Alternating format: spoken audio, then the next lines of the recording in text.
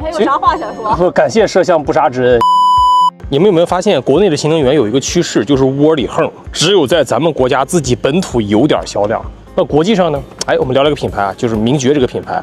先说一下啊，名爵 MG4 推出了2026款，有人会说，不就是个年轻车换代吗？这个车25年9月份上市的，似乎也没有卖得多好嘛。他们从来不说自己爆单了，结果呢，6个月销量破万。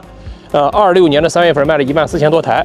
还有我们再说一下，这台车不是窝里横的产品啊，它是一个全球化的产品。名爵是首个在欧洲突破100万台销量的一个车企，而且呢，在过去的2023年，名爵品牌在欧洲卖了20万辆，25年卖了30万辆，他们的目标还在往上涨，所以这是一个严格意义上的全球化车型，没有窝里横。然后再说2026款名爵 MG4，为什么有人会说会有一些误解呢？就是25年9月份上市，不到1年出新款了，这跟国产新能源学坏了，对不对？一车什么1年换3代，不是的，它听取了用户很多的消费痛点，比如说屏幕不够大。智能驾驶辅助不够，对吧？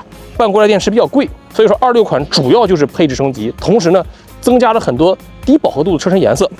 这个蓝色叫冰晶蓝，其实叫什么名字不重要，你们可以去图片上看一看，保时捷帕拉梅拉同款的一个颜色给到你了，同时呢，也增加了一个杏仁的一个米色，非常好看。那之前呢，名爵 MG4 这种大两厢车主打一个城市穿梭灵动，所以很多车主喜欢个性化的车衣车贴。那现在也给了你悬浮的黑化车顶，都给到你了，包括轮圈17寸。新的一个轮毂造型更加动感了。我们看看啊，老款2025款的名爵 MG4 起售价格指导价是68800，对吧？有一个厂商权益，等于是变相降3000，65800。别着急，让子弹飞一会儿。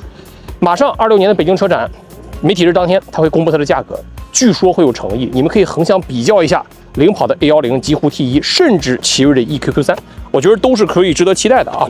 外观方面，我觉得依然非常的好看，就是名爵的每一个产品它是有设计感的，包括他们的公司的员工，咱坦诚的说，就是国内最顶的一些设计美院出来的，所以它好看，而不会说像很多低价位的小车一样，别人家设计好，把人挖过来，我给你钱，照着这个搬。不是的，名爵的设计就是有家族化统一的，包括这个前脸，你不觉得和那个名爵的小跑车 Cyberster 有很多的就是共通之处？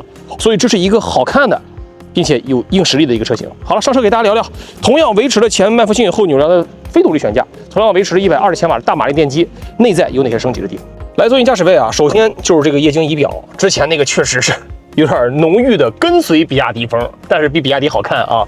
8.8英寸了，我觉得确实还带一点小小的弯折的角，很动感了，并且和这个整个呈斜面的这个饰板做了一个很好的一个错层，这个小设计感跟你故意做了一个小挑头的感觉，非常好看啊。再就是中控15.6寸的那个2.5K 大屏，有人会说极狐 T1 屏幕大。那个是1080P，1080P 什么概念？就是可能大家没什么想法。1080P 就是某虎某多上399包安装的行车记录仪同款。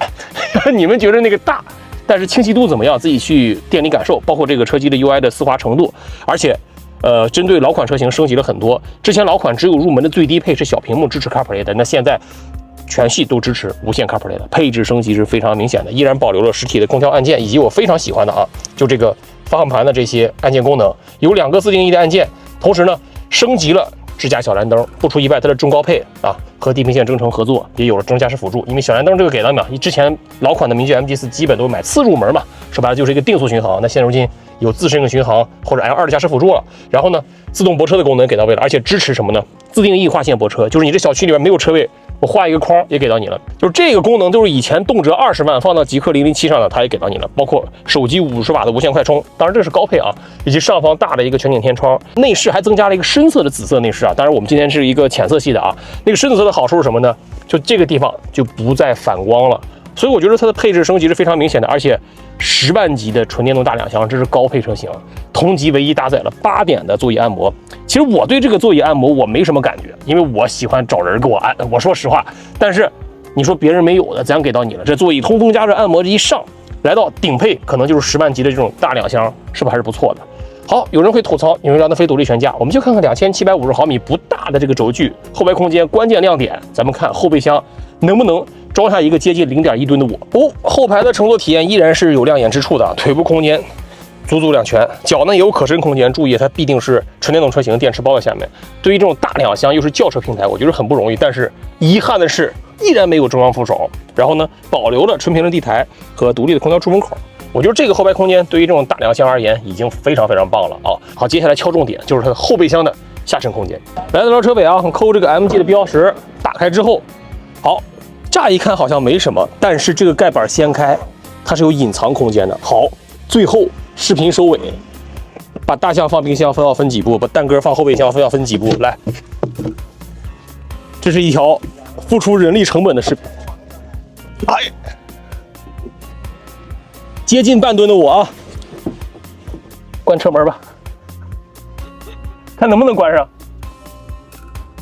还真能。Later。你还有啥话想说？不，感谢摄像不杀之恩，因为有一个知识点忘说了，最大的亮点，这台小车标配了 VMC 高速爆胎的功能，防爆胎不是高速爆胎。